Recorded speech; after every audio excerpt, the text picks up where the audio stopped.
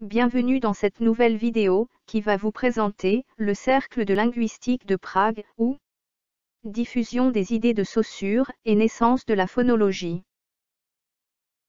Le cours de linguistique générale, publié en 1916, n'a pas eu l'accueil auquel on aurait pu s'attendre, pour un ouvrage de cette valeur. On pourrait même dire que, les premiers temps, sa publication est passée presque inaperçue. En effet, la scène internationale était encore dominée par le courant néo-grammairien et les thèses de la grammaire historique et comparée qu'il défendait. La conséquence de tout ça est que le cours de Ferdinand de Saussure, qui n'était qu'un livre publié par un groupe d'étudiants inconnus, ne pouvait pas détourner l'attention de la communauté scientifique, des débats que les néo-grammairiens animaient et de la controverse qu'ils suscitaient. Il a fallu attendre 10 ans, en 1926, pour que les thèmes principaux développés par Saussure, dans le cours de linguistique générale, soient repris et diffusés par un groupe de jeunes linguistes, réunis à Prague, qui seront connus plus tard sous le nom de Cercle de Prague. Facteurs historiques favorisant l'apparition du Cercle de Prague.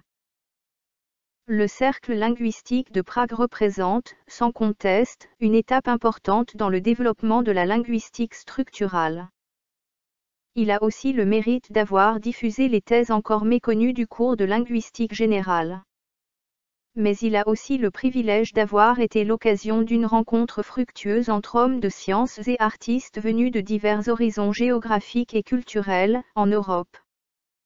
La situation géographique centrale de la Tchécoslovaquie a favorisé les échanges avec les pays européens voisins, l'Allemagne, l'Autriche, la Hongrie, la Pologne, la Yougoslavie, la Suisse, le Danemark, la Suède, que les conditions historiques et politiques ont rendu nécessaires. Prague au début des années 20. C'est la capitale d'une jeune république européenne nouvellement construite, la Tchécoslovaquie. Le début de la Première Guerre mondiale avait accéléré le processus d'émancipation des peuples slaves de l'Autriche-Hongrie, surtout des Tchèques et des Slovaques. L'agitation s'était développée principalement en Bohême. Un conseil national tchèque avait été créé à Paris, en 1916 par Masaryk, Beneš et le Slovaque Štefanik. En janvier 1918, la Diète de Bohême, où Conseil des sages réclamait l'union, dans un État indépendant, des Tchèques et des Slovaques qui avaient conclu entre eux des accords. Un militantisme politico-linguistique. C'est d'octobre 1918 que date la proclamation de l'État unique tchécoslovaque, aboutissement victorieux d'une lutte longue et dure, pour recouvrer l'indépendance. En pays tchèque, sous la domination des Habsbourg, le mouvement du Réveil national avait milité pour la résurrection de la langue et de la littérature tchèque, menacée de disparition par la germanisation. En Slovaquie, partie du royaume de Hongrie, la création d'une langue, à partir de l'un des dialectes, avait été considérée comme la première des tâches à accomplir. Deux linguistes à la tête de l'État. Thomas Garrigue Masaryk, élève de Brentano, professeur de philosophie à l'université Charles de Prague, est porté à la tête de l'État, en 1918. Il est spécialement intéressé par la philosophie du langage. Il a à ses côtés, comme ministre des Affaires étrangères, son disciple en politique, Beneš, qui est formé en linguistique, en droit et en sociologie. C'est donc dans ce climat politique propice que germe l'idée de la création du Cercle linguistique de Prague. La date de naissance symbolique du Cercle de linguistique de Prague est la soirée du 6 octobre 1926. Ce soir-là, le directeur de l'université Charles de Prague invite des collègues dans son bureau pour écouter un exposé du linguiste allemand Becker, du courant néo-grammairien, sur le phénomène d'uniformisation syntaxique que l'on constate dans des langues diverses, pratiquées au sein de cultures proches, comme le sont les langues d'Europe occidentale. Becker n'est pas le premier à remettre en cause la thèse néo-grammairienne de l'impossibilité de l'influence syntaxique entre des langues sans lien de parenté. Le débat passionne l'assistance et le groupe se forme spontanément. À l'issue de la réunion, on décide de se retrouver tous les mois, pour discuter de problèmes linguistiques, puis les séances deviennent plus fréquentes. D'emblée, on proclame que le nouveau groupe débattrait de questions scientifiques pouvant dépasser les limites de la linguistique, et qu'il favoriserait les rencontres entre linguistes, écrivains d'avant-garde, théoriciens de la littérature et autres savants s'intéressant de près ou de loin au langage. La langue de communication générale choisie est le français. Les réunions ont lieu dans le bureau de Mathesius à l'université, ou chez l'un des membres, ou dans des cafés. Tout est prévu, pour ménager un cadre informel, où les discussions pourraient se faire librement. Entre 1926 et 1928, le Cercle de Prague est un regroupement de savants locaux, qui discutent entre eux de questions scientifiques en général, et linguistiques en particulier. Le Cercle de Prague ne sera connu à l'international que lors du premier Congrès international des linguistes, en 1928, à La Haye. Pour répondre à une question du directeur du Congrès, Jacobson rédige une sorte de manifeste, qui résume et présente ses positions en matière de théorie phonologique, et qu'il fait contresigner par ses compatriotes, Troubetskoï et Karczewski. Ce manifeste contient les idées fondamentales en phonologie du cercle. Et une fois remanié et discuté, ce manifeste sera publié sous l'intitulé Thèse du Cercle de linguistique de Prague, dans le premier volume des célèbres Travaux du Cercle de linguistique de Prague. C'est pourquoi Roman Jacobson peut en quelque sorte être considéré comme étant à l'origine du mouvement phonologique à Prague, d'autant plus qu'il jouera encore plus tard, aux côtés de Troubetskoï, le rôle d'un élément prépondérant dans l'incitation à la réflexion sur les données phonologiques. 3 Russes au Cercle de Prague. Les 3 Russes, émigrés récemment d'Union soviétique, qui participent à la mise sur pied du Cercle de Prague sont Jacobson, que l'on peut considérer comme à l'origine de la reconnaissance internationale du Cercle de Prague, et qui enseigne déjà à Prague, Troubetskoï, chargé de cours à Vienne, et Karczewski, professeur à Genève. Jacobson est venu à la phonologie par l'étude du langage poétique. En Russie, ami des poètes de l'époque, il avait animé, à partir de 1915, dans le Cercle linguistique de Moscou, des débats qui avaient réuni des étudiants intéressés par la linguistique, la poésie et les traditions populaires. Comme il en a témoigné lui-même, sa transplantation en pays tchécophone l'a conduit à chercher, dans les différences de valeur entre deux systèmes phonologiques, celui du russe et du tchèque en l'occurrence, la raison de certaines impressions, communes aux locuteurs d'une même communauté linguistique, écoutant un discours dans l'autre langue. Le second des Russes, Nikolaï Troubetskoï, était un savant érudit, formé à la philologie, à la dialectologie, à l'ethnographie et à l'étude du folklore. Il était reconnu partout pour sa grande compétence. Le troisième, Serge Karczewski, avait suivi l'enseignement de Saussure à Genève avant la révolution bolchevique. Il s'était ouvert aux idées nouvelles de la sémiologie et la philosophie, tout en poursuivant ses tâches de grammairien attaché à la description de sa langue maternelle, le russe. Son rôle de propagateur des idées de Saussure avait commencé en Russie auprès des formalistes, et avait continué auprès des membres du Cercle de Prague. La Réunion phonologique internationale. La Réunion phonologique internationale qui se tient à Prague en 1930 est certainement la manifestation la plus éclatante du Cercle de Prague. Elle marque l'avènement international du Cercle de Prague et marque la naissance de la phonologie fonctionnelle.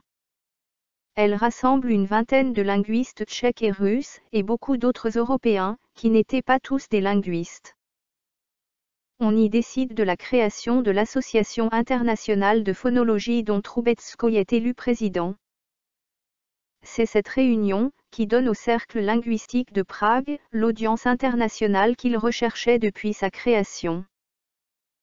Et à partir du Congrès des sciences phonétiques d'Amsterdam de 1932, on parlera en Europe du Cercle de Prague ou de l'École de Prague. Les travaux du Cercle de linguistique de Prague.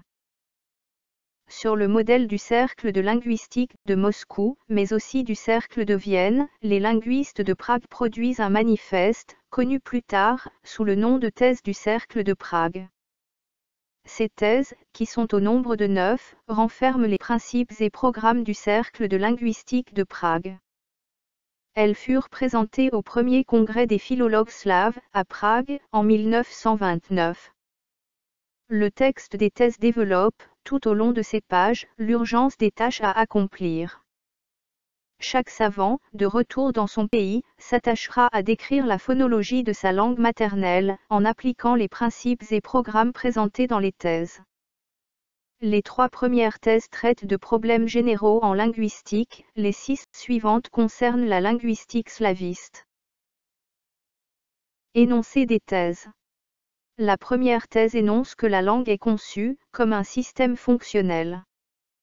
On ne peut comprendre aucun fait de langue sans rendre compte du système auquel il appartient. La langue possède un caractère de finalité, comme les autres produits de l'activité humaine, c'est-à-dire qu'elle est utilisée en vue d'une fin, qui est la communication et l'expression. Le linguiste se tournera en premier lieu vers l'état de langue actuel, parce qu'il est le seul à offrir des matériaux complets et dont on peut avoir le sentiment direct.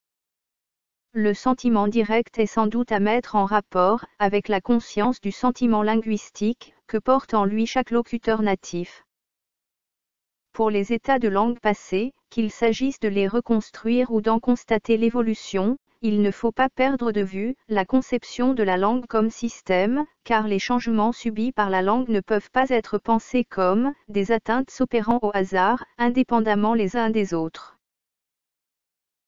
Énoncé des thèses, suite. La langue répondant à une fonction, le système qui est soumis au changement, est entraîné dans un processus de remaniement perpétuel, pour maintenir cette fonctionnalité de la langue. La description synchronique ne peut exclure d'effet de diachronie, car, dans tout état de langue, coexistent des éléments sentis comme productifs et d'autres sentis comme désuets. Sur le plan de la méthodologie, une place importante revient à la méthode comparative, pratiquée entre des langues de structures diverses, apparentées génétiquement ou non. L'objectif dernier de cette méthode dite de comparaison analytique est de constituer une typologie des langues, mettant en évidence les différents moyens dont usent les langues particulières pour permettre d'atteindre la connaissance du langage. Énoncé de la deuxième thèse. La seconde thèse énumère les tâches à accomplir pour étudier un système linguistique du point de vue phonique et grammatical. Phoniquement, il est nécessaire de distinguer le son comme un fait physique objectif, comme représentation et comme élément du système fonctionnel. L'analyse acoustique a la priorité, car c'est précisément l'image acoustique et non l'image motrice qui est visée par le sujet parlant. La phonologie synchronique dressera le répertoire des phonèmes en spécifiant obligatoirement les relations existant entre les 10 phonèmes. L'utilisation des différences phonologiques, en morphologie, constituera l'objet d'un chapitre particulier de la grammaire, la morphonologie. Au chapitre des recherches sur le mot et le groupement de mots, le texte évoque la théorie de la dénomination ou onomatologie fonctionnelle. Pour l'activité dénominatrice, le langage décompose la réalité, qu'elle soit externe ou interne, réelle ou abstraite, en éléments linguistiquement saisissables. L'activité syntagmatique, quant à elle, peut se manifester dans la forme d'un seul mot, mais c'est la prédication, qui est l'acte syntagmatique fondamental. Elle est analysée dans le cadre de la syntaxe fonctionnelle, dont le principe repose sur la division actuelle de la phrase en thème et noyau informatif, qui est comparée à la division formelle en sujets et prédicats grammaticaux. Énoncé de la troisième thèse. La troisième thèse est consacrée aux différentes fonctions de la langue ou mode de réalisation. Il y est longuement traité de la langue poétique. Celle-ci est le dépôt de la tradition poétique qui sert de toile de fond à la parole poétique actualisée dans un acte créateur individuel. lequel se détache aussi sur le fond de la langue de communication qui lui est contemporaine, si bien que l'étude d'un langage poétique portera sur les relations que celui-ci entretient avec les deux systèmes. À côté de la publication des thèses, au nombre de 8, on peut citer aussi la publication en un volume, qui comprend 2 projets élaborés en commun, au prix de grandes difficultés, un dictionnaire de terminologie standardisée, un travail de transcription phonologique qui sera connu plus tard sous l'appellation de « Alphabet phonétique international ». Dans ce projet de dictionnaire de terminologie uniformisée, le terme français est suivi des termes allemand, tchèque et russe, ainsi est affirmée la présence des linguistes slavistes. En plus des 8 volumes intitulés Travaux du Cercle linguistique de Prague dont la publication s'échelonna de 1929 à 1939, le Cercle de linguistique de Prague fait paraître également une revue qui a pour titre « Slovo a slovesnost, mots et art des mots » qu'il crée en 1936. Une approche phonique de la langue. Le Cercle linguistique de Prague privilégie une approche de la langue, à travers son aspect physique, la parole et la phonation, donc le signifiant dans la terminologie proposée par Saussure. La réflexion théorique à la base de la méthodologie appliquée est résumée dans l'ouvrage posthume de Troubetskoï, Principes de phonologie, 1939. Elle applique à l'étude des sons, les principes de Saussure. Les sons de la langue, ou phonèmes, sont étudiés non pas individuellement, mais en tant qu'ils sont organisés en systèmes, régis par des relations d'opposition, fondées par exemple sur les lieux d'articulation, ou sur le mode d'articulation des phonèmes. La démarche consiste dès lors à identifier et classer pour une langue donnée, les critères d'opposition, ou traits distinctifs, entre phonèmes. Troubetskoï et Jacobson étendent la pensée saussurienne à une phonologie historique qui devient une histoire de l'évolution des systèmes phonologiques et non plus une histoire de l'évolution des sons, considérés indépendamment les uns des autres. Ces évolutions obéissent à une logique interne à la langue que le linguiste doit identifier. Après la mort de Troubetskoï, Jacobson, qui a dû quitter la Tchécoslovaquie en 1939 et l'Europe en 1941, poursuit son enseignement aux États-Unis et consacre ses recherches notamment à l'étude du langage enfantin ou aux troubles du langage, sans négliger les questions de littérature et de poétique, qui représentent la majeure partie de ses travaux. Système phonétique et système phonologique. Pour bien aborder la distinction historique entre la phonétique et la phonologie, il faut se reporter aux définitions des termes, langue et parole, phonèmes et sons, telles qu'elles ont été formulées par Saussure.